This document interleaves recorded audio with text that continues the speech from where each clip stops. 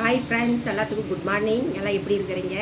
இப்போ பாருங்கள், நம்ம வந்து கருவாடு பெலாப்பட்டா கத்திரிக்காய் போட்டு ஒரு குழம்பு, சூப்பரான குழம்பு வைக்க போகிறோம்.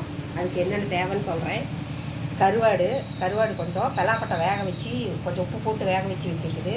அப்புறம் வெங்காயம், சின்ன வெங்காயம் கொஞ்சம் ஒரு 200 கிராம் இருக்கும். தக்காளி பழம் ஒரு 4 தக்காளி பழம், கருவேப்பிலை, கொத்தமல்லி தழை.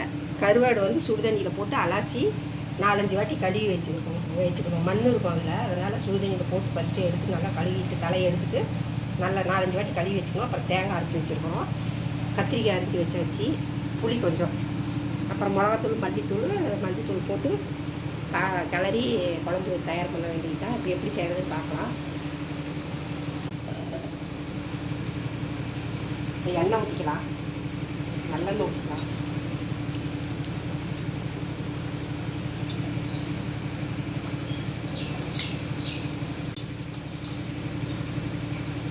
எண்ணெய் காஞ்சிச்சு, கடுகு போட்டுக்கலாம்.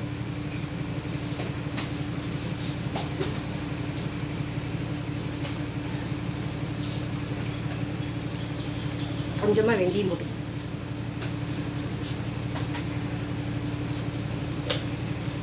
சீரகம் பொரிஞ்சு வரட்டும். வெங்காயம் போட்டு,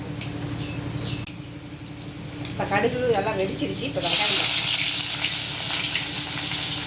சின்ன வெங்காயம் 200 கிராம். இந்த குழம்பு வச்சு பார்த்தீங்கன்னா சூப்பராக இருக்கும் சாப்பாடு.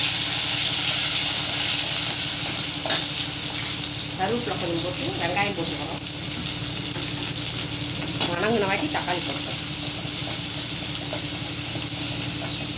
கருவாட்டு குழம்பு பெலாப்பட்டை போட்டிங்கன்னா சூப்பராக இருக்கும். கத்திரிக்காய் பெலாப்பட்டை போட்டோம்னா அவ்வளோ டேஸ்ட்டாக இருக்கும். கருவாட்டோட பெலாப்பட்டை ஃபஸ்ட்டே 3 விசில் உப்பு போட்டு வேக வச்சு நல்லா வெந்திருச்சு. பெலாப்பட்டை குழம்புல போட்டோம்னா சூப்பராக இருக்கும். இந்த வெங்காயம் வணங்கிடுச்சு. தக்காளி பழம் போட்டுக்கலாம்.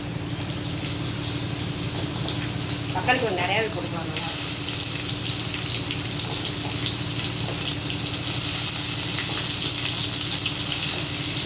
இது கூட கொஞ்சம் உப்பு போட்டுக்கலாம்.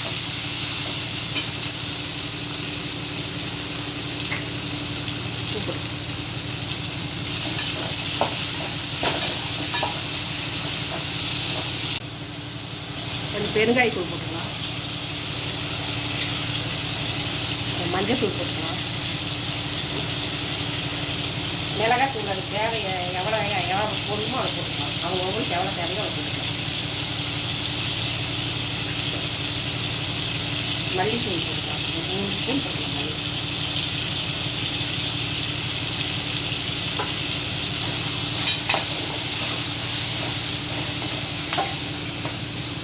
இந்த மாதிரி ஒரு தாட்டி வச்சு செஞ்சு பாருங்கள், சூப்பராக இருக்கும் கருவாட்டு குழம்பு.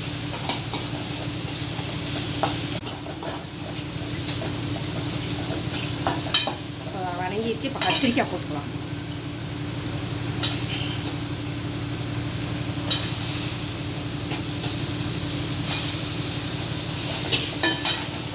கத்திரிக்காய் போட்டு கொஞ்சம் நேரம் வணங்கும். கத்திரிக்காய் நல்லா வணங்கும். கடைசியாக தான் கருவாடு பட்டையும் போகணும். அது வேக வச்சு வச்சுருக்கு கருவாடு, அதனால் கடைசியாக தான் போகணும். இப்போ போட்டால் கரைஞ்சி போயிடும்.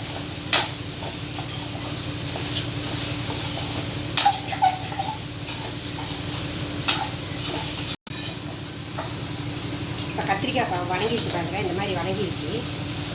வந்து புளி தண்ணி ஊற்றிக்கலாம். புளி தண்ணி ஒரு 1/2 டம்ளர்.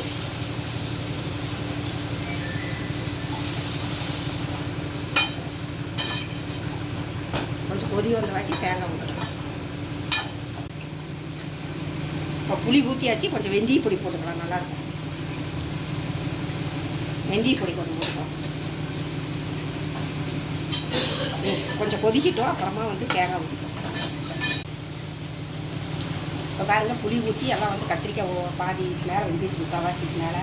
இப்போ எண்ணெய் பிரிஞ்சு மேலே வந்துருச்சு. இப்போ வந்து தேங்காய் ஊற்றிக்கலாம். புளியெல்லாம் நல்லா கொதிச்சிருச்சு. வந்து தேங்காய்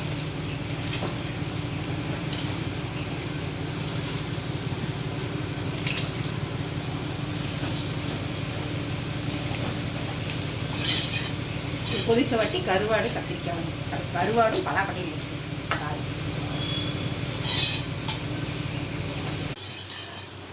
இப்போ பாருங்கள் நல்லா வெந்து வந்துருச்சு. கத்திரிக்காய் குழம்பெல்லாம் நல்லா கொதிச்சிருச்சு. இப்போ வந்து கருவாடு போட்டுக்கலாம். நல்லா வெந்துருச்சு பாருங்கள். இப்போ வந்து கருவாடு போட்டுக்கலாம். நல்லா கலரி வச்சுக்கலாம்.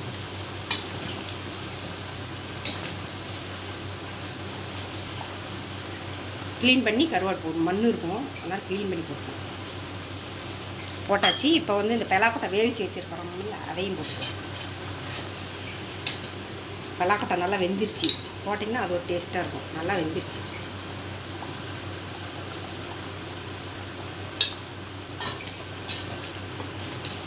இப்போ கருவாடு கத்திரிக்காய் பலாக்கொட்டை குழம்பு சூப்பராக தயாராகிடுச்சு. ஒரு கொதி விட்டு இறக்கிடலாம். சூப்பரான கருவாட்டு குழம்பு ரெடி. நீங்களும் செஞ்சு பாருங்கள், எப்படி இருக்குதுன்னு செஞ்சு பாருங்கள்.